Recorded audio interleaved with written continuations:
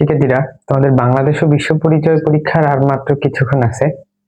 তো দেখা যায় তোমরা তৃতীয় অধ্যায় অনেকেই কমপ্লিট করতে পারো নাই, যারা এখনো জেগে আছো বা যারা সামনে পরীক্ষা দিবে, এমনকি ভূগোল পরীক্ষা দিবা, যারা আর্টস গ্রুপের স্টুডেন্টরা যারাই দিবা, তাদেরও বেশ উপকার হবে এই ক্লাসটা দ্বারা। চলো তো আমরা একটু দেখি যে এখানে কিছু ম্যাথমেটিক্যাল টার্ম আছে, কিভাবে সলভ করা যায়। তো প্রথম দিকে যে জিনিসটি নিয়ে আলোচনা করব সেটা হচ্ছে এটা কিন্তু বাংলাদেশের বিশ্ব পরিচয় হচ্ছে তৃতীয় অধ্যায়টা। ওকে, তৃতীয় অধ্যায়টা। তো দেখো, সাপোজ এই ধরো পৃথিবী, হ্যাঁ, পৃথিবীর এরকম কতগুলো অক্ষ আছে, সরি এটা হচ্ছে সূর্যের কতগুলো এরকম আশেপাশে এরকম কতগুলো কক্ষপথ আছে, ঠিক আছে। এই কক্ষপথের মধ্যে প্রথম যে গ্রহটা দেখা যায়, হ্যাঁ, সেই গ্রহটার নাম কি? সেগুলো হচ্ছে বুধ। তার নাম কি? বুধ। তাহলে সবচেয়ে ক্ষুদ্রতম গ্রহের নাম কি? এটার নাম কিন্তু বুধ, মনে রেখো। তো তারপরে, ঠিক আছে, এরপরে তৃতীয় যে গ্রহটা আছে, ঠিক আছে, তৃতীয় যে গ্রহটা আছে তার নাম হচ্ছে শুক্র। কি? শুক্র। তো এটা কিন্তু ইম্পর্টেন্ট, সবচেয়ে ক্ষুদ্রতম গ্রহ কি? হ্যাঁ, আচ্ছা। তারপর তিন নাম্বারটা সবসময় একটা আলোচনার কেন্দ্রবিন্দুতে থাকবে, তার নাম হচ্ছে পৃথিবী। কি? পৃথিবী, ঠিক আছে। তারপরটা কি জানো? ওটা হচ্ছে মঙ্গল। কি? ওটা হচ্ছে মঙ্গল। আচ্ছা, তারপরটা কি? মঙ্গলের পরে হচ্ছে বুধ, ঠিক আছে, সরি, মঙ্গলের পরে হচ্ছে বৃহস্পতি। কি? বৃহস্পতি। তারপর হচ্ছে শনি। ওকে, তারপর হচ্ছে শনির পরে কি আছে? শনির পরে আছে ইউরেনাস। তারপর হচ্ছে শেষেরটা হচ্ছে নেপচুন। কে? নেপচুন, ঠিক আছে। তাহলে কয়টা গ্রহ পাইলাম বলো তো? এক নাম্বার বুধ, ঠিক আছে, এক নাম্বার হচ্ছে বুধ, তারপর হচ্ছে 2 নম্বর হচ্ছে শুক্র, 3 নাম্বার পৃথিবী। হ্যাঁ, ঠিক আছে, একটু হাইলাইট করে দিতেছি, এইসব জিনিসগুলো থেকে প্রশ্ন আসবে। পৃথিবী, ঠিক আছে, পৃথিবী নিয়ে কি কোয়েশ্চেন আসতে পারে একটু বলতেছি, দাঁড়াও। আচ্ছা, বুধ হচ্ছে সবচেয়ে ছোট গ্রহ। কি? সবচেয়ে ক্ষুদ্রতম গ্রহ হচ্ছে কি? বুধ। আচ্ছা, আর বৃহস্পতি কি? সবচেয়ে বৃহত্তম। হ্যাঁ, বৃহত্তম, ঠিক আছে, বৃহত্তম গ্রহ হচ্ছে কি? বুধ, সরি, বৃহস্পতি। আচ্ছা, তাহলে এই দুইটা থেকে দুটো এমসিকিউ আসতে পারে। সবচেয়ে ক্ষুদ্রতম হচ্ছে বুধ, আর সবচেয়ে বৃহত্তম হচ্ছে বৃহস্পতি। আর পৃথিবী, হ্যাঁ, পৃথিবীর কথা তো না, এটা বলার মতো কিছু নেই, এখান থেকে কোশ্চেন আসবেই। যে প্রথম কোশ্চেনটা আসতে পারে পৃথিবীর নিয়ে, যে হ্যাঁ, পৃথিবী কেন বসবাস উপযোগী? হ্যাঁ, বা জীবজগতের জন্য কেন উপযোগী? ঠিক আছে, জীবজগতে বসবাসের কেন উপযোগী? হ্যাঁ, বসবাস উপযোগী। কোশ্চেনটা যেভাবেই আসুক, এই কোশ্চেনটা আসতে পারে, ঠিক আছে। পৃথিবী কেন বসবাসের উপযোগী? এখানে বেশ কিছু কারণ আছে, কারণগুলো তোমরা বই থেকেও পড়তে পারো। প্রথম কারণটা হচ্ছে এখানে পর্যাপ্ত পরিমাণে অক্সিজেন রয়েছে, পানি রয়েছে, তারপর ওজোন স্তর বা সূর্যের অতিবেগুনি রশ্মি থেকে রক্ষা করে, বিভিন্ন পয়েন্ট গুলো আছে, ঠিক আছে। তো কোশ্চেন কিন্তু এটা বেশ ইম্পর্টেন্ট একটা কোশ্চেন, ঠিক আছে। এটা 3টা স্টার দিলাম। আচ্ছা, তো আমরা কি পাইলাম বলো তো একটু সিরিয়ালি, ঠিক আছে। আমরা সিরিয়ালি কি পাইলাম?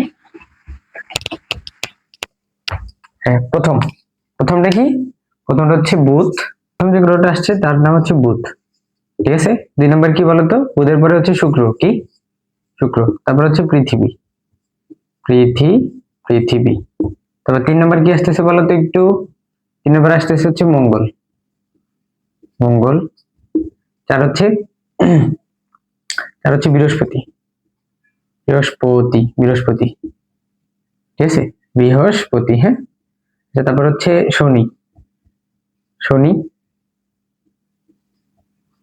ইউরেনাস, সর্বশেষ হচ্ছে নেপচুন। কি? নেপচুন, ঠিক আছে। তো তোমাদের আরো কিছু কোশ্চেন আসতে পারে, ঠিক আছে, এভাবে কিছু কক্ষপথ দিয়ে। হ্যাঁ, 1 2 3 4 5। আর এখানে ধরো সূর্য, হচ্ছে সূর্য মামা। হ্যাঁ, ঠিক আছে, এখান থেকে কিছু কোশ্চেন করতে পারে। সাপোজ এই প্রথম একটা গ্রহ দিল, এখানে একটা গ্রহ দিল, এখানে একটা গ্রহ দিল, হ্যাঁ, আবার ধরো এইখানে একটা গ্রহ দিল, ঠিক আছে, এভাবে কিছু গ্রহ দিল, অথবা এই জায়গায় একটা গ্রহ দিল, যেমনি দিক, ঠিক আছে। তো কোশ্চেন গুলো কি করতে পারে? যে ধরো এটা হচ্ছে এ গ্রহ, হ্যাঁ, এটা হচ্ছে বি গ্রহ, এটা সি ডি, এই ধরো ই। ঠিক আছে, আমি কয়টা দেখায় বুঝাইলাম যে সি গ্রহের গতিপথ ব্যাখ্যা করো। ঠিক আছে, সি গ্রহটা কি? পৃথিবী। আবার বলতে পারি ডি গ্রহের, হ্যাঁ, ডি গ্রহের গতিপথ ব্যাখ্যা করো। ডি গ্রহটা কি? মঙ্গল। ঠিক আছে, তো আমরা একটু জেনে রাখি কিছু কিছু পয়েন্ট গুলো আমরা উল্লেখ করবো। বুধ, হ্যাঁ, বুধের হচ্ছে 88 দিন একবার। ঠিক আছে, পুরো সূর্যরে, হ্যাঁ, ঠিক আছে। বুধ হচ্ছে এই যে পুরো কক্ষপথটা, তার এই পুরা কক্ষপথটারে 88 দিনে একবার ঘোরে। ঠিক আছে। শুক্র, শুক্র হচ্ছে 225 দিনে একবার। পৃথিবী কত? 365 দিনে। ঠিক আছে, কত? 365 দিনে একবার ঘোরে। ঠিক আছে, তার আবর্তন কালগুলা। ঠিক আছে। আচ্ছা, মঙ্গল, ঠিক আছে, মঙ্গল কত? 687 দিনে একবার। বৃহস্পতিবার কত দিনে? বৃহস্পতি হচ্ছে 12 বছর, কি 12 বছর 9 মাস। ঠিক আছে, 12 বছর 9 ঘন্টা, 12 বছর 9 ঘন্টা 53 মিনিট, কি 53 মিনিট। মিনিট হচ্ছে একবার, পুরা পুরো কক্ষপথটা পুরো সূর্যের একবার প্রদক্ষিণ করে, হ্যাঁ। আর শনি, শনি হচ্ছে 29 বছর, কি 29 বছর 6 মাস। 6 মাসে হচ্ছে কয়বার? একবার প্রদক্ষিণ করে। ঠিক আছে, এই সকল কিছু কথা বলতে হবে। মানে তার আবর্তন কালটা তো অবশ্যই মাস্ট। ঠিক আছে, তারপরে কিছু বৈশিষ্ট্য তোমরা পড়ে নিবা। ঠিক আছে, তো সবচেয়ে বেশি ইম্পর্টেন্ট সবসময় মনে রাখবা, কেন্দ্রবিন্দুতে থাকে, প্রথমটা সবসময় বেশি কেন্দ্রবিন্দুতে থাকে। তারপর হচ্ছে পৃথিবী, হ্যাঁ, তারপর হচ্ছে মঙ্গল, হচ্ছে বৃহস্পতি, শনিও মাঝে মধ্যে কিছুটা ইম্পর্টেন্ট আছে, বাট কথা হচ্ছে পৃথিবী তো সবসময় ইম্পর্টেন্ট, তারপর হচ্ছে বৃহস্পতি, হ্যাঁ, তারপর হচ্ছে কি বলো? বুধ। ঠিক আছে, মাঝে মধ্যে শনিও দিয়ে। ঠিক আছে, এর আবর্তনকাল। আচ্ছা, তোমরা কি বলতে পারো কার আবর্তনকাল বেশি? যার কক্ষপথের দৈর্ঘ্য বেশি, ঠিক আছে, তার আবর্তনকালও কিন্তু বেশি। বুঝতে পারলাম?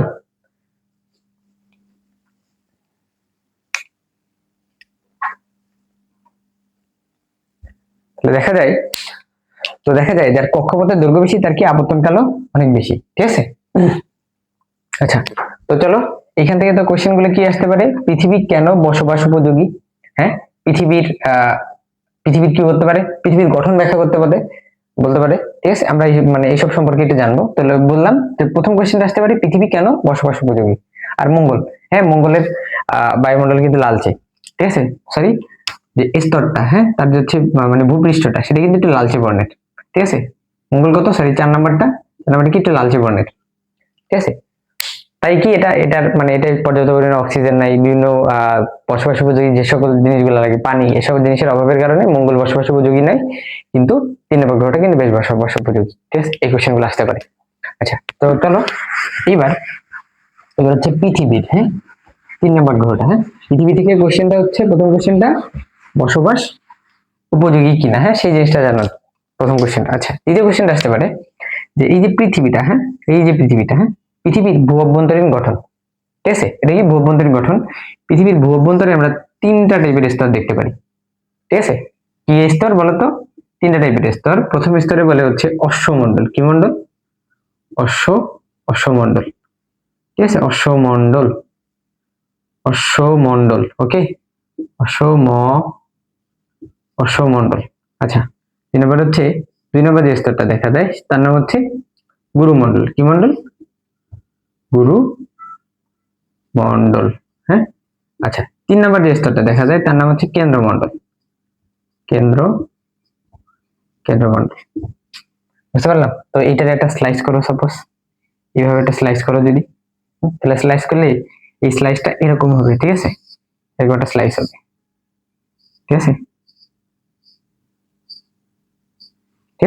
এরকম একটা স্লাইস হবে। আচ্ছা, জিনিস মনে রেখো, তো কি কি জিনিসগুলো একটু মনে রাখতে হবে। দেখো, এইখান থেকে ভূপৃষ্ঠ থেকে এইটার উচ্চতা প্রায় 62 কিমি। কত কিমি? 62 কিমি। বুঝতে পারলাম? তার মানে অশ্বমণ্ডল হচ্ছে কত কিমি? 62 কিমি, হ্যাঁ, ভূপৃষ্ঠ থেকে 62 কিমি পর্যন্ত বিস্তৃত, কিমি বা কিলোমিটার। ঠিক আছে। আচ্ছা, গুরুমণ্ডল হচ্ছে 2885 কিমি পর্যন্ত বিস্তৃত। আর কেন্দ্রমণ্ডল হচ্ছে 3486 কিমি পর্যন্ত বিস্তৃত। ঠিক আছে, কিমি পর্যন্ত বিস্তৃত। বুঝতে পারলাম? তো কি কি বললাম বলতো? এটা হচ্ছে 30 থেকে 62 কিলোমিটার পর্যন্ত। আর দ্বিতীয়টা হচ্ছে কি, গুরুমণ্ডলটা কি বলতো? গুরুমণ্ডল হচ্ছে 2885 কিমি পর্যন্ত বিস্তৃত। কেন্দ্রমণ্ডল হচ্ছে 4886 কিলোমিটার পর্যন্ত বিস্তৃত। প্রথমে হচ্ছে এই কথাগুলো একটু ফার্স্টে বলে নেব। হ্যাঁ, আচ্ছা, এবার হচ্ছে অশ্বমণ্ডলে। হ্যাঁ, অশ্বমণ্ডলে মূলত ঠিক আছে কি কি জিনিসগুলো বেশি বেশি পাওয়া যায়? ঠিক আছে, এই সকল জিনিসগুলো একটু কোন কোন জিনিসগুলো একটু বেশি পাওয়া যায়? তো অশ্বমণ্ডলে পাওয়া যায় হচ্ছে অ্যালুমিনিয়াম। কি অ্যালুমিনিয়াম হচ্ছে আর হচ্ছে অ্যালুমিনিয়াম হচ্ছে সিলিকন সবচেয়ে বেশি পাওয়া যায়। তাই এই অংশের নাম হচ্ছে শিয়াল। হ্যাঁ, ঠিক আছে, শিয়াল নামে ডাকা হয়। ঠিক আছে, শিয়াল কিন্তু, হ্যাঁ, শিয়াল না, শিয়াল নামে ডাকা হয় এই অংশটি। ঠিক আছে, আচ্ছা, এই অংশে অ্যালুমিনিয়াম আর ম্যাগনেসিয়াম সবচেয়ে বেশি পাওয়া যায়। ঠিক আছে, তাই কি এই অংশের নাম কি বলতো? এই অংশের নাম কি? এই অংশটা হচ্ছে সীমা নামে ডাকা হয়। সীমা, ইংলিশে হচ্ছে সীমা। ঠিক আছে, এই নামে ডাকা হয়। আচ্ছা, তারপরে আরেকটা পয়েন্ট হচ্ছে কি যে কেন্দ্রমণ্ডলে, হ্যাঁ, কেন্দ্রমণ্ডলে হচ্ছে নিকেল আর আয়রন সবচেয়ে বেশি পাওয়া যায়। ঠিক আছে, তাই এর নাম হচ্ছে নাইফ। হ্যাঁ, ঠিক আছে, কি কি নামে ডাকা হয় বলতো? নাইফ নামে ডাকা হয়। ঠিক আছে, এই কয়েকটা পার্ট একটু সবচেয়ে বেশি ইম্পর্টেন্ট, আমরা একটু বেশি করে বলবো। ঠিক আছে, এই স্তরে। হ্যাঁ, আবার একটু বলি তাহলে। প্রথম কথা হচ্ছে অশ্বমণ্ডল হচ্ছে 30 থেকে, আমরা বলি কি 30 থেকে 62 কিমি পর্যন্ত বিস্তৃত। গুরুমণ্ডল হচ্ছে 2885 কিমি পর্যন্ত বিস্তৃত। কেন্দ্রমণ্ডল হচ্ছে 4886 কিমি পর্যন্ত বিস্তৃত। আচ্ছা, তাহলে অশ্বমণ্ডলের দিকে কি কি জিনিসগুলো পাওয়া যায়? হ্যাঁ, অ্যালুমিনিয়াম পাওয়া যায়, সিলিকন পাওয়া যায়, সীসাও পাওয়া যায়। ঠিক আছে, তার মধ্যে সবচেয়ে বেশি পাওয়া যাচ্ছে অ্যালুমিনিয়াম আর সিলিকন, তাই এর বলা হয় হচ্ছে শিয়াল নামে ডাকা হয়। আচ্ছা, আর হচ্ছে কি বলে গুরুমণ্ডলে, হ্যাঁ, গুরুমণ্ডলে অ্যালুমিনিয়াম আর ম্যাগনেসিয়াম বেশি পাওয়া যাওয়ার কারণে এর হচ্ছে সীমা নামে ডাকা হয়। ঠিক আছে, আচ্ছা, তারপর কেন্দ্রমণ্ডল হচ্ছে নিকেল আর আয়রন সবচেয়ে বেশি পাওয়ার কারণে একে নাইফ অঞ্চল নামে ডাকা হয়। ঠিক আছে, এই কয়েকটা পয়েন্ট। হ্যাঁ, তোমরা যখন বলবে যে 3 নম্বর গ্রহটার, হ্যাঁ, ভূ অভ্যন্তরীণ গঠন ব্যাখ্যা করো, তো তুমি কি করবা? সুন্দর করে একটা চিত্র দিবা, তারপর এই চিত্রটা একটু দিবা, কেন্দ্রমণ্ডল, গুরুমণ্ডল, অশ্বমণ্ডল একটু চিহ্নিত করে দিবা।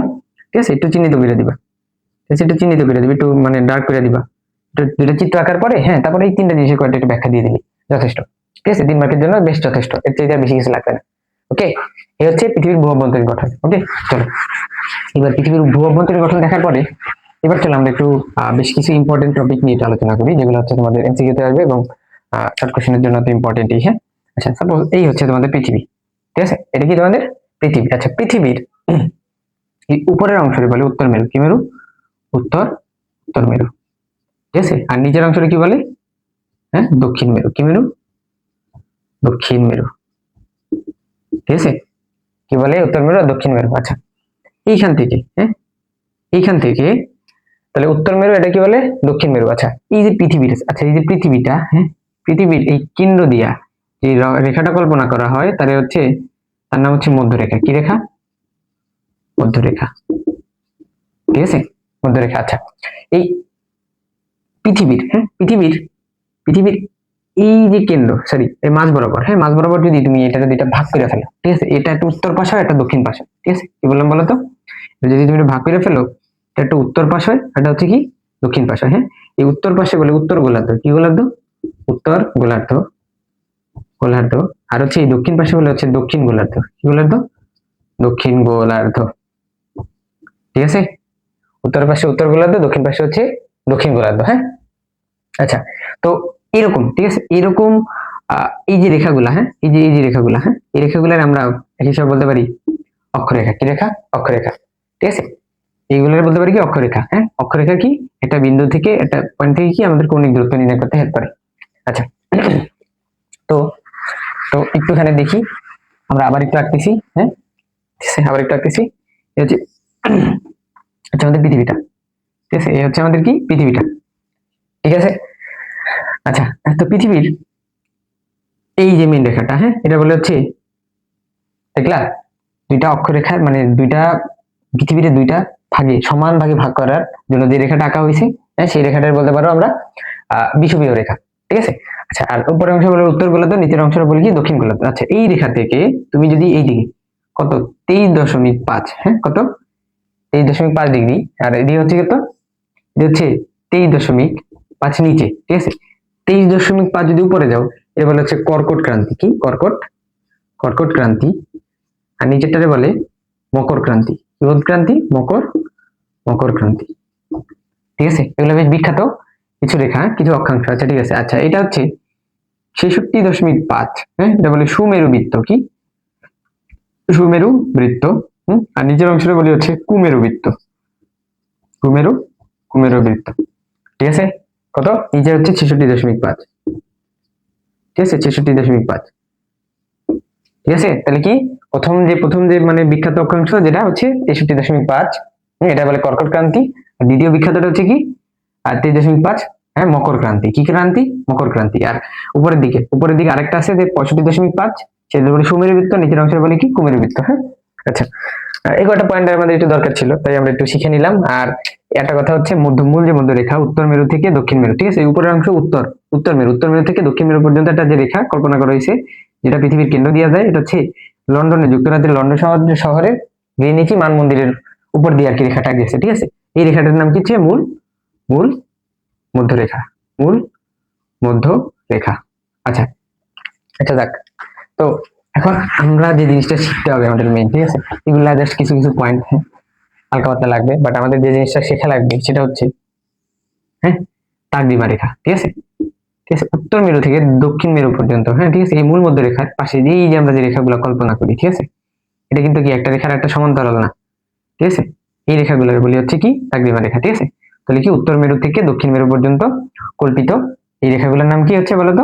তাকদিমা রেখা। কি রেখা? তাকদিমা রেখা। আচ্ছা, তাকদিমা রেখার কৌণিক দূরত্বের সাহায্যে, ঠিক আছে, কৌণিক দূরত্বের সাহায্যে আমি এই একটা পয়েন্ট থেকে আরেকটা পয়েন্টে কি নির্ণয় করতে পারি? যে কোনো পয়েন্টে, ঠিক আছে, একটা পয়েন্ট থেকে আরেকটা প্রান্তে মানে পয়েন্টে কি নির্ণয় করতে পারি? সময় নির্ণয় করতে পারি, সময় নির্ণয় করতে পারি। সাপোজ এই অবস্থানটা হচ্ছে ইন্ডিয়া, এই অবস্থানটা হচ্ছে ইন্ডিয়া, এটা হচ্ছে বাংলাদেশ। এই অবস্থানটা কি বাংলাদেশ। আচ্ছা, তো আমরা যদি এই দুইটা, হ্যাঁ, এটা দেখো এ আর বি, এর হচ্ছে এটা মানে কৌণিক দূরত্ব আছে, এই কৌণিক দূরত্বটা যদি পার্থক্য জানতে পারি, তাহলে আমরা কি করতে পারি? আমরা হচ্ছে ওই জায়গায় সময়টা বের করতে পারি। সাপোজ ধরো ভারতে, হ্যাঁ, এই অবস্থান ধরো ভারতে বাজে হচ্ছে 10টা, হ্যাঁ, আর বি অবস্থান, হ্যাঁ, বি অবস্থানে যদি তুমি দ্রাঘিমার পার্থক্য জানো, এখান থেকে সময় বের করলে দেখো ভারত হচ্ছে বাংলাদেশের আরো কি সামনে, ঠিক আছে, তখন কি করবো বলতো? সময়টা একটু বাড়বে, ঠিক আছে। আর যদি পিছনে থাকে, অর্থাৎ এটা ধরো পূর্ব দিকে আছে, এটা আরো পূর্বে আছে, মানে ভারতের আরো পূর্বে আছে, তখন কি দেখো ধরো সময়টা পেলে আমরা মানে 30 মিনিট, তাহলে কি 10-এর সাথে 30 যোগ করলে পাবো কত? 10টা 30, ঠিক আছে, 10টা 30, এভাবে তুমি সময় বের করতে পারো। আবার যদি পিছনে, আবার ধরো তুমি এইখানে একটা অবস্থান ধরো, যদি তার মানে তার সামনে, সাপোজ ধরো এইটা না, এই বরাবর একটা রেখা ধরো, সাপোজ এইটার অবস্থানে, এটা ধরো একটা ডি, হ্যাঁ, ডি পয়েন্টটা কি এই অবস্থানের পূর্বে আছে, তখন কি করতে হবে? 10 থেকে এটা যদি 30 মিনিট গ্যাপ হইতো, 30 হচ্ছে বাদ দিতা, তাহলে কি বললাম? যখন যে অবস্থান থেকে বের করবো তার দাগরিমার পার্থক্যের সাহায্যে সময়টা বের করার পরে পরবর্তী কাজ হচ্ছে সে যদি ওইটা ডানে থাকে তাহলে যোগ করবো, আর যদি বামে থাকে তাহলে বিয়োগ করবো, ঠিক আছে। কয়েকটা ম্যাথ করলে হচ্ছে আমাদের জিনিসটা ক্লিয়ার হয়ে যাবে। তো দেখো একটুখানে আমরা একটু দেখি, তোমাদের বইয়ের ম্যাথটাই ফার্স্টে দেখি, ঠিক আছে। তো বইয়ের ম্যাথটা বলা হয়েছে, আমি একটু জাস্ট চিত্রায়িত করি, প্রশ্নটা না লিখে আমরা চিত্রায়িত করি, তোমরা প্রশ্নটা তোমাদের কাছেই আছে, হ্যাঁ, ঠিক আছে, প্রশ্নটা তোমাদের কাছেই আছে। কোশ্চেনটা হচ্ছে ঢাকার শিউল, হ্যাঁ, ঢাকার কি ধরো এই অবস্থানটা ধরো ঢাকা, হ্যাঁ, আর এই অবস্থানটা ধরো হচ্ছে শিউল, ঠিক আছে। ঢাকার শিউলের ঢাকার দাগডিমা হচ্ছে ঢাকার দাগডিমা হচ্ছে 90 ডিগ্রি, কত? 90 ডিগ্রি। আর তাদের সময়ের পার্থক্য কত? 2 ঘন্টা 32 মিনিট, 2 ঘন্টা কি 32 মিনিট, ঠিক আছে, 2 ঘন্টা 32 মিনিট। আচ্ছা, আর বসে ঢাকা কি, ঢাকা হচ্ছে ঢাকার পূর্বে, ঢাকা যেখানে তার থেকে পূর্বে শিউল, ঠিক আছে, ঢাকা যে অবস্থানে আছে, ঢাকা তো একটা অবস্থানে আছে, তারও পূর্বে কি শিউল, ঠিক আছে। তার মানে আমরা যে সময়টা বের করব, আর সময়টা যেটা দেওয়া আছে, এটা আগে ফার্স্টে এটার সাথে আমরা যে সময়টা বের করবো তার সাথে হচ্ছে আমরা সামনে যোগ করব। এই কথা হচ্ছে শেষে যে কাজটা করবো শেষে হচ্ছে আমরা যোগ করবো। তো প্রথমে একটু বুঝে নাও যে ব্যাপারটা কি, ব্যাপারটা হচ্ছে আমাদের আগে একটু বোঝা উচিত। আচ্ছা, কোশ্চেনটা এখন কিন্তু শেষ হয় না। ঢাকার দাগডিমা হচ্ছে 90, হ্যাঁ, 90 ডিগ্রি। আর ঢাকা হচ্ছে শিউলের আরো পূর্বে অবস্থিত, মানে এই ঢাকা যেখানে তার আরো সামনে অবস্থিত হচ্ছে শিউল। তাদের সময়ের ব্যবধান হচ্ছে 2 ঘন্টা 32 মিনিট। ওকে, আচ্ছা, বলছে ঢাকার দাগডিমা যদি 90 হয় তাহলে শিউলের দাগডিমা কত? কি শিউলের দাগডিমা কত? কোশ্চেনটা ছিল এমন, ঠিক আছে, যে ঢাকা আর শিউলের সময়ের ব্যবধান 2 ঘন্টা 32 মিনিট, আর ঢাকার দাগডিমা হচ্ছে কত? 90 হলে শিউলের দাগডিমা কত? ঠিক আছে, প্রশ্ন হলো এটা। আচ্ছা, একটা জিনিস মনে রাখবা, 1 ডিগ্রি দাগডিমার জন্য, হ্যাঁ, 1 ডিগ্রি দাগডিমার পার্থক্যে দাগরিমার পার্থক্যে সময়ের পার্থক্য, হ্যাঁ ঠিক আছে, সময়ের পার্থক্য হচ্ছে 4 মিনিট। কয় মিনিট? 4 মিনিট। একটু এখানে জাস্ট একটু বুঝে নিও, সেটা ভালো করে লিখি। 1 ডিগ্রি দাগরিমার জন্য সময়ের পার্থক্য কি? সময়ের পার্থক্য হলো 4 মিনিট। কত? 4 মিনিট, ঠিক আছে। আচ্ছা, আবার কোন হচ্ছে মিনিটেও হিসাব করা হয়, ঠিক আছে, কোন কিন্তু মিনিটেও হিসাব করা হয়। কিন্তু দাগরিমার জন্য সময়ের পার্থক্য হচ্ছে কতটুক? 4 সেকেন্ড। কত সেকেন্ড? 4 সেকেন্ড, ঠিক আছে।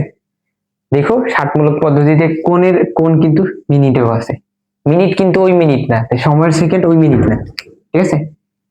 ঠিক আছে, এটা কি এই মিনিটের সাহায্যে কি আমরা কোন হিসাব করি। আচ্ছা, তো কোশ্চেনটা হচ্ছে এটা, ঠিক আছে। তাহলে কি আমি কি করবো বলতো, একটু দেখো। কোশ্চেনটা ছিল ঢাকা শিউলের আরো সামনে অবস্থিত, মানে আরো পূর্বে অবস্থিত, হ্যাঁ। তাহলে তাদের সময়ের ব্যবধান ছিল, হ্যাঁ। তাহলে আমরা একটু কোশ্চেনটা কিন্তু বলছি কি বলতো, কোশ্চেনটা বলছে যে ঢাকার শিউলের সময়ের ব্যবধান 2 ঘন্টা 32 মিনিট। তো শিউলের, হ্যাঁ, ঢাকার দাগরিমা হচ্ছে 90, তাহলে শিউলের দাগরিমা কত? তাহলে তুমি একটু উল্টা ভাবে করতে হবে, ঠিক আছে। আমাদের দাগরিমা চাইছে, ঠিক আছে। এখন আমরা যেটা করতেছি, আর সময় থেকে আগে দাগরিমা বের করতেছি। ওকে, আমরা উল্টা প্রসেসটা একটু দেখাবো। তো দেখো, তাহলে আমাদের আগে যে সময়টা দেওয়া আছে 2 ঘন্টা 32 মিনিট, হ্যাঁ। তো এইটারে আমরা মিনিটে কনভার্ট করবো। তাহলে 2 ঘন্টা 120 আর 32 যোগ করলে হচ্ছে 152 মিনিট, ঠিক আছে। 152 মিনিট পাইলাম, 152 মিনিট পাইলাম। তো এখান থেকে আমি কি করবো বলতো, তো সময়টা, হ্যাঁ, 4 মিনিটের জন্য, হ্যাঁ, 4 মিনিটের জন্য দাগরিমার পার্থক্য, ঠিক আছে। এটা কিন্তু ফিক্সড। এই যে 1 ডিগ্রির জন্য হচ্ছে 4 মিনিট, তাহলে 1 ডিগ্রির জন্য হচ্ছে 4 মিনিট, আর কি 1 মিনিটের জন্য হচ্ছে কত? 4 সেকেন্ড। এই ব্যাপারটা জাস্ট একটু মুখস্থ রাখবো, ঠিক আছে। তো 4 মিনিটের জন্য দাগরিমার পার্থক্য হচ্ছে কত হয়? 1 ডিগ্রি। কত? 1 ডিগ্রি। ওকে, তো 1 ডিগ্রির জন্য কত? 1/4, তাহলে 152 মিনিটের জন্য দাগরিমার পার্থক্য কতটুকু হবে বলতো? 4 উপরে হচ্ছে 152, ঠিক আছে। আসে হচ্ছে অ্যান্সার 38। কত? অ্যান্সার আসে হচ্ছে 38, 38। ওকে, 38 আমরা বুঝলাম, 38 ডিগ্রি। তাহলে এখন দেখো তো, ঢাকা থেকে শিউল কি আরো সামনে অবস্থিত না? তাহলে শিউলের দাগরিমা, কিসের দাগরিমা? শিউলের দাগরিমাটা হবে হচ্ছে কত বলতো? 90 তো অলরেডি হচ্ছে এই থেকে, এই দেখো এই যে মেইন যে রেখাটা, এখান থেকে 90 তো ঢাকা অলরেডি আছে, তারও আরো কত সামনে অবস্থিত, তাই না? তাহলে এখন যেটা পাইছি, বুঝো না, তাদের ব্যবধানটা পাইছি, তার ব্যবধানটা জাস্ট কি করে দিব? যোগ করে দিব 38। তাহলে কত হবে বলতো? 128, ঠিক আছে। কত? ইংলিশ বাংলা মিলিয়ে লিখতেছি 128, হ্যাঁ, ডিগ্রি, ঠিক আছে। বুঝতে পারলা? তাহলে আমি একটু ঘটনা আবার একটু রিক্যাপ করি। মূলত ঘটনা কি, যে তাদের সময়ের গ্যাপটা দেওয়া আছে, তাহলে এখান থেকে আমরা হচ্ছে দাগরিমার পার্থক্যটা বের করছি, ঠিক আছে। তাদের সময়ের ব্যবধানটা থেকে আমরা কি দাগরিমার পার্থক্যটা বের করছি। আর এই পার্থক্যের সাহায্যে আমি বলছি, সে যদি ডানে হয় তাহলে যোগ করব, আর তারপর সে যদি তার আগে হয় তাহলে বিয়োগ করব, ঠিক আছে। তাহলে দাগরিমার পার্থক্যটা পাইছি কত? 38। হ্যাঁ, প্রসেসটা হচ্ছে এরকম, যে যদি আমাদের যদি বলতে মানে উল্টা প্রসেস করতে, তাহলে উল্টা কাজটা করতাম। এখানে কি বলছে, যেহেতু সময় থেকে তোমার হচ্ছে দাগরিমায় যেতে বলছে, তাহলে এভাবে লিখছি। আর যদি বলতো দাগরিমা থেকে সময় আসো, তখন হচ্ছে এভাবে করতাম, ঠিক আছে। তো দেখো কি করছে, 1 ডিগ্রি থেকে আছে 4 মিনিট, না সরি, 4 মিনিট থেকে আছে 1 ডিগ্রি, তাহলে 152, হ্যাঁ, 152 মিনিটের জন্য বের করেছি হচ্ছে 38। তো যে রেজাল্টটা পাইছি, সে যেহেতু ডানে অবস্থিত, সে সেটাকে যোগ করে দিচ্ছি, বুঝতে পারছো? এটা হচ্ছে প্রথমটা।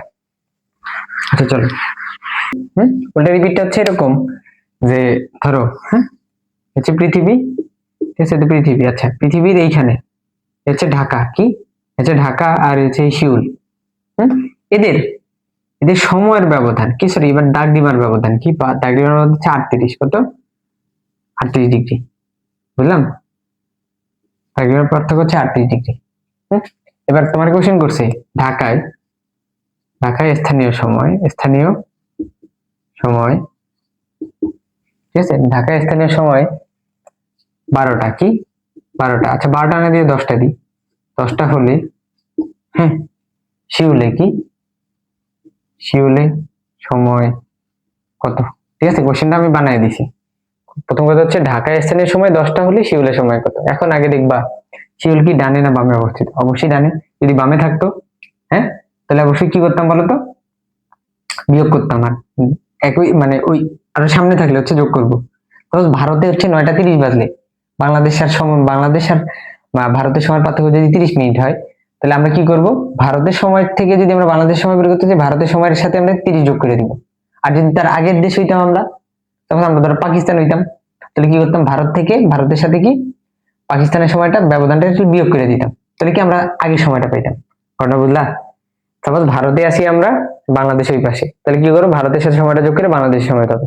আবার ধরো ভারতে আসি আমরা, এখান থেকে কি পাকিস্তানের সময় করবো, তাহলে ভারতের মেইন সময়টা থেকে যে সময় পার্থক্যটা বিয়োগ করলে হচ্ছে পাকিস্তানের সময়টা পাবো। এরকম হচ্ছে কাজটা। তো তুমি কি করবা বলো তো? তোমার হচ্ছে সময়ের গ্যাপটা দিয়ে দিছে।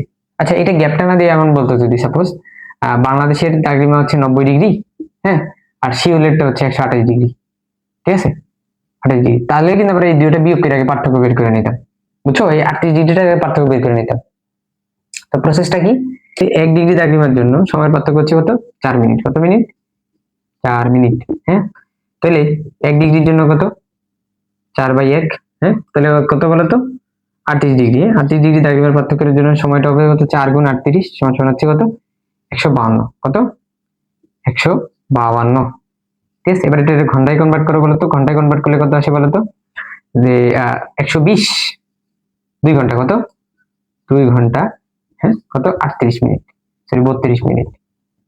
ঠিক আছে, 2 ঘন্টা 32 মিনিট। ঠিক আছে, পাইলাম। এটা কিন্তু সময়ের ব্যবধানটা পাইছি। আচ্ছা, এবার যদি সময়টা বের করতে দেই, কার সময় বলতো? ঢাকাটা দেওয়া আছে নাকি? ঢাকাটা দেওয়া আছে হচ্ছে 10টা, তাহলে শিউলের সময় কি? হ্যাঁ, শিউলের সময়, শিউলের সময়, সেই সময়টা হবে কত বলতো? 10টা হচ্ছে মেইন সময়টা ঢাকারটা, শিউল তার টানে অবস্থিত। ঠিক আছে, তাহলে কি করবো বলতো? শিউলের সময় হচ্ছে 10টার সাথে কি করবো বলতো? 2 ঘন্টা 32 যোগ করবা। 10টা কিন্তু বুঝো, তার সাথে যদি যোগ করি 2 ঘন্টা, 2 ঘন্টা 32, কি 32 মিনিট, তাহলে কি হবে বলতে পারো? যে 2 ঘন্টা তাহলে হবে 12টা 32 মিনিট। তুমি 2 আর 2 যোগ করে কিন্তু আবার 12 লিখে, মানে 12 লিখছো, ঠিক আছে, তোমার কিন্তু বুঝতে হবে এটা কিন্তু সময় যোগ করতেছি। ঠিক আছে, সময় যোগ করতেছি। সাপোজ ধরো একের সাথে একটার সাথে আমি হচ্ছে যে 5 ঘন্টা যোগ করলাম, তুমি 6টা লিখে দিও না। ঠিক আছে, মানে একের সাথে 5 ঘন্টা যোগ করছি, বা সাপোজ ধরো 10টা বাজে, 10-এর সাথে 5 লিখে দিছি, 10 আর 5 হচ্ছে 15, এভাবে লিখলে কিন্তু ভুল হবে। বুঝলা? 10এর সাথে 5 ঘন্টা, 10-এর পরে 5টা ঘন্টা গেলে কয়টা বাজে আর কি, এরকম টাইপের সময়টা বের করতে হবে। ঠিক আছে, আশা করি এগুলো তোমরা পারবা। ওকে, চলো আমরা হচ্ছে এবার একটা গুরুত্বপূর্ণ ইম্পর্টেন্ট টপিক শিখি। হ্যাঁ, সেই টপিকটার নাম হচ্ছে ধরো কি বলতো? এই হচ্ছে সূর্য। হ্যাঁ, ঠিক আছে, হচ্ছে সূর্য, এটা হচ্ছে সূর্য। ওকে, সূর্যের চারপাশে তো আবর্তন করবে পৃথিবীতে, আমরাও জানি। ঠিক আছে, পৃথিবী কি করবে? অবশ্যই কি করবে? আবর্তন করবে। আচ্ছা, তো পৃথিবীর কয়েকটা সময় কয়েকটা জিনিস দেখা যায়, সেই জিনিসগুলো একটু দেখে নিই আমরা। হ্যাঁ, কিছু কয়েকটা জিনিস দেখা যায় একটুখানি। আচ্ছা, এটা কক্ষপথ আমরা এমনি আঁকি। ঠিক আছে, পৃথিবী যখন এই জায়গায় থাকে,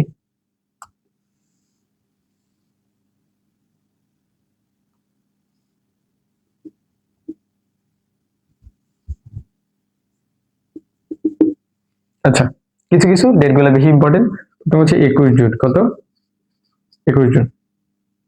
ঠিক আছে, 2 নম্বর তারিখটা হচ্ছে 23 সেপ্টেম্বর। 23 সেপ্টেম্বর। আর এটা হচ্ছে কি বলতো? আর এটা হচ্ছে 22 ডিসেম্বর। ঠিক আছে, আর একটা হচ্ছে কি বলতো? এটা হচ্ছে 21 মার্চ। ঠিক আছে, এইসব ডেট গুলো কি কি ঘটনা ঘটে একটু মনে রাখবা। যে 21 জুন তারিখে, 21 জুন তারিখে উত্তর গোলার্ধ, কোন গোলার্ধ? উত্তর গোলার্ধ সূর্যের সন্নিকটে থাকে। ঠিক আছে, উত্তর সন্নিকটে থাকে, তাই এই দিন কি 21 জুন তারিখে দিন, হ্যাঁ, দিন হচ্ছে দীর্ঘ, হ্যাঁ, দীর্ঘতম। কি হয়? দিন হচ্ছে দীর্ঘতম। আর রাত হচ্ছে কি? ক্ষুদ্রতম। কি? ক্ষুদ্রতম। কোন গোলার্ধে? উত্তর গোলার্ধে। কোন গোলার্ধে? উত্তর গোলার্ধে। দক্ষিণ গোলার্ধে কি? দক্ষিণ গোলার্ধে কি হবে বলতো? রাত, দেখো এই পাশে হচ্ছে কি আলো কম পড়ে, তো এই ক্ষেত্রে কি বলবো বলতো, রাত রাত দীর্ঘতম, দক্ষিণ গোলার্ধে দীর্ঘতম, আর দিন ক্ষুদ্রতম। কি দিন ক্ষুদ্রতম, উল্টা ঘটনা কিন্তু, বুঝছো? তাহলে কি 21শে জুন তারিখে দক্ষিণ গোলার্ধে কি হয় বলতো? দক্ষিণ গোলার্ধে হচ্ছে দিন দীর্ঘতম, আর দক্ষিণ সরি উত্তর গোলার্ধে দিন দীর্ঘতম, আর রাত কি, রাত হচ্ছে ক্ষুদ্রতম। আর দক্ষিণ গোলার্ধে সেটা উল্টা ঘটনা, রাত দীর্ঘতম দিন ক্ষুদ্রতম। ওকে, আর এইখানে দেখো তো 22 ডিসেম্বর তারিখে তার উল্টা ঘটনা ঘটে দক্ষিণ। হ্যাঁ, এই দক্ষিণ গোলার্ধে কি রাত রাত দীর্ঘ এবার, হ্যাঁ, এবং দিন ক্ষুদ্র, দিন ক্ষুদ্র। ওকে, আর হচ্ছে উত্তরে, হ্যাঁ, উত্তর গোলার্ধে ঘটনা কি, উত্তর গোলার্ধে হচ্ছে দিন, হ্যাঁ, দিন ক্ষুদ্র, ক্ষুদ্র, রাত দীর্ঘ। ঠিক আছে, আর এই দুটো অবস্থানে, এই দুটো অবস্থানে হচ্ছে উত্তর গোলার্ধ দক্ষিণ গোলার্ধ সমভাবে কিরণ পড়ে। হ্যাঁ, এখানে দিন আর রাতের কোনো হ্রাস বৃদ্ধি, হ্রাস অথবা বৃদ্ধি হয় না, হ্রাস অথবা বৃদ্ধি হয় না। ঠিক আছে, হ্রাস অথবা কি হয় না বলতো, বৃদ্ধি ঘটে না। ঠিক আছে, রাত বৃদ্ধি ঘটে না, বুঝলাম? আচ্ছা, এবার এখান থেকে একটু ঋতুর কথাটাও বলা যায়। হ্যাঁ, ঠিক আছে, একটু ঋতুর কথাটাও বলা যায় যে 21শে জুন তারিখে, হ্যাঁ, 21শে জুন তারিখে উত্তর গোলার্ধে, ঠিক আছে, বা এই 21শে জুনের এই সময়কালটা উত্তর গোলার্ধে সবচেয়ে বেশি বা দীর্ঘ সময় ধরে কিরণ পড়ে, তাই উত্তর গোলার্ধে, উত্তরে কয় মাস জানো? 1.5 মাস। কি 1.5 মাস গ্রীষ্মকাল, কি কাল, গ্রীষ্মকাল। আর 1.5 মাস দক্ষিণে, কিসে, দক্ষিণে, দক্ষিণে 1.5 মাস, 1.5 মাস হলো শীতকাল, কি কাল, শীতকাল, শীতকাল বিরাজ করে, বুঝলা? আর এইখানে এই ক্ষেত্রে যদি বলো, এবার হচ্ছে দক্ষিণে, দক্ষিণে গ্রীষ্মকাল, কয় মাস, ওই 1.5 মাসই, 1.5 মাস গ্রীষ্ম, হ্যাঁ, গ্রীষ্মকাল। আর উত্তরে 1.5 মাস শীতকাল, শীতকাল। ঠিক আছে, আর এই ক্ষেত্রে একটু ঘটনাটা মনে রাখো, এক্ষেত্রে ঘটনা হচ্ছে উত্তরে, ঠিক আছে, উত্তরে হচ্ছে শরৎকাল, কি কাল, শরৎকাল, দক্ষিণে বসন্তকাল, বসন্তকাল। ঠিক আছে, শরৎকাল বসন্তকাল। এইখানে উল্টা ঘটনা, এবার হচ্ছে দক্ষিণে, দক্ষিণে কি বলতো, দক্ষিণে শরৎ, আর এই পাশে কি বসন্ত। ঠিক আছে, উত্তরে বসন্ত। ঠিক আছে, তাহলে কি বলতো, এটা এটা সু লিখে দিই, উত্তর, এই উত্তরে শরৎ, দক্ষিণে, ঠিক আছে, দক্ষিণে কি, দক্ষিণ হচ্ছে বসন্ত। কি বুঝাইলাম বলতো? 21শে জুন তারিখে, 21শে জুন তারিখে দীর্ঘতম দিন দেখা যায়, আর রাত কি ক্ষুদ্রতম। আচ্ছা, আর তার উত্তর মানে তার বিপরীত গোলার্ধ হচ্ছে দক্ষিণ গোলার্ধ আর কি, সেখানে হচ্ছে রাত দীর্ঘতম দিন ক্ষুদ্রতম। ওকে, আর ঋতুর দিক থেকে চিন্তা করলে, হ্যাঁ, উত্তর গোলার্ধে সবচেয়ে বেশি সময় ধরে কিরণ পড়ে, তাই কি 1.5 মাস উত্তর গোলার্ধে গ্রীষ্মকাল, আর দক্ষিণ গোলার্ধে কিরণ কম পড়ার কারণে হচ্ছে কি, দক্ষিণ গোলার্ধে 1.5 মাস কি শীতকাল বিরাজ করে।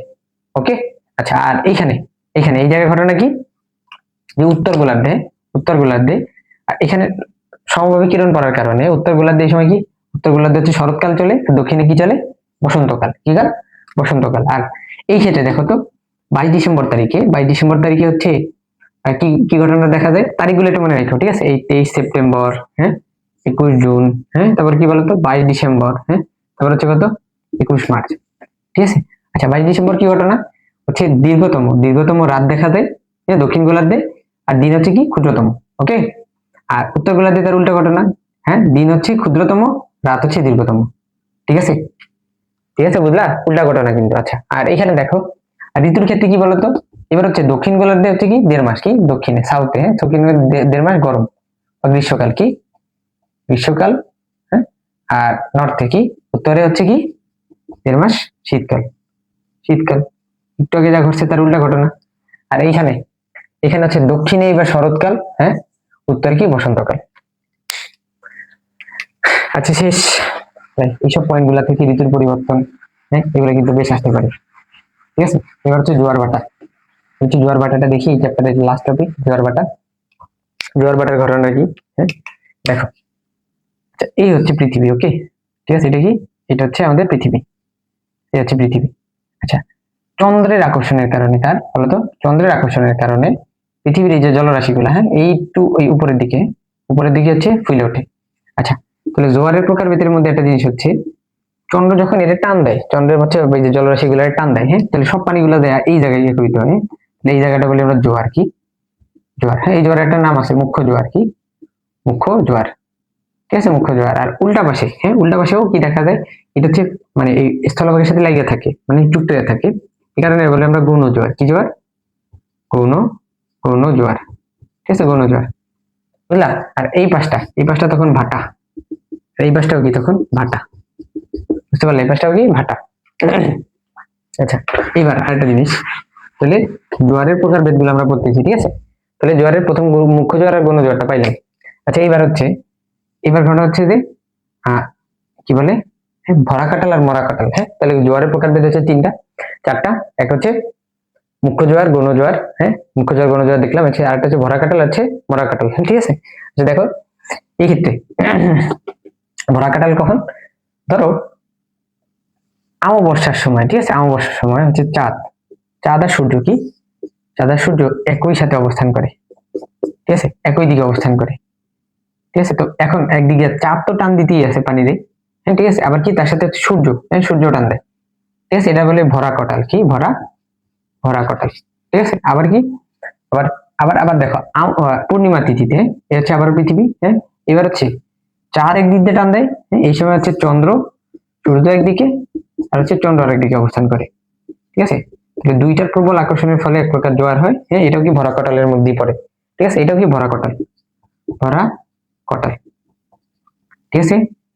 এই দুই ক্ষেত্রে হচ্ছে ভরা কটাল ঘটে, হ্যাঁ। এবার হচ্ছে মরা কটাল, হ্যাঁ। মরা কটালটা কি? মরা কটাল হচ্ছে, হ্যাঁ, সপ্তমী তিথিতে, কি সপ্তমী আর অষ্টমী তিথিতে, হ্যাঁ, হচ্ছে এই সাপোজ হচ্ছে কি পৃথিবী, আচ্ছা, এই সময় ধরো সূর্যটা একদিকে অবস্থান করে, আর চারটা, ঠিক আছে, চারটা হচ্ছে তার বিপরীত দিকে অবস্থান করে, সরি, সূর্য আর চাঁদ, হ্যাঁ, এদের মধ্যবর্তী কোণ প্রায় 90 ডিগ্রি, ঠিক আছে, এদের মধ্যবর্তী কোণ কত? 90 ডিগ্রি। এই সময় তাদের জোয়ারটা প্রবল হয় না, তাই এরা বলে মরা কটাল, কি মরা কাঁঠাল না, কিন্তু মরা কটাল, ঠিক আছে।